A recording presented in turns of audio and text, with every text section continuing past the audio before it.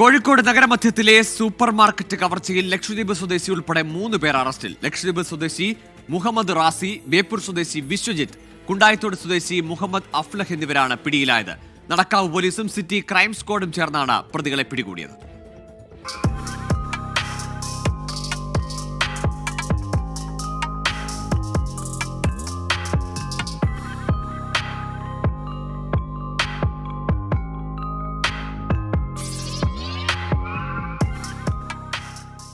ഈ മാസം 21 പുലർച്ചെ 3:15 നഗരമധ്യത്തിലെ ഡേമാർട്ട് സൂപ്പർ മാർക്കറ്റിൽ മോഷണം നടന്നത്.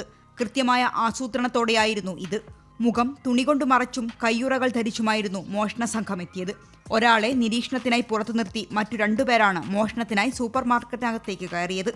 25,000 രൂപ മോഷണം പോയി എന്നാണ് പരാതിയിലുള്ളത്. CCTV ദൃശ്യങ്ങളിൽ മോഷണം പതിഞ്ഞിട്ടുണ്ട്. അന്വേഷണത്തിന്റെ ആദ്യഘട്ടത്തിൽ തന്നെ ഈ സൂപ്പർ മാർക്കറ്റുമായി ബന്ധമുള്ള ആൾ ഇതിൽ ഉൾപ്പെട്ടിട്ടുണ്ടെന്ന നിഗമനത്തിലായിരുന്നു അന്വേഷണ സംഘം.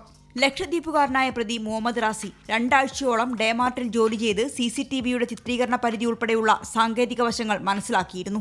നഗരത്തിലെ AI ക്യാമറകളും CCTV ക്യാമറകളും കുറവുള്ള റൂട്ട് കൃത്യമായി മനസ്സിലാക്കിയ ശേഷമാണ് മോഷണം ആസൂത്രണം ചെയ്തത്. പ്രതികളിലേക്കെത്താൻ നഗരത്തിലെ 100ഓളം CCTV ദൃശ്യങ്ങൾ പോലീസ് പരിശോധിച്ചു. മോഷണം നടത്തിയ ശേഷം ലക്ഷദ്വീപിലേക്ക് കടക്കാനായിരുന്നു പദ്ധതി. നടക്കാവ് പോലീസിനൊപ്പം സിറ്റി ക്രൈം സ്ക്വാഡ് അംഗങ്ങളുടെയും പഴുതടച്ച അന്വേഷണമാണ് പ്രതികളെ കുടുക്കിയത്. 24 കോഴിക്കോട്.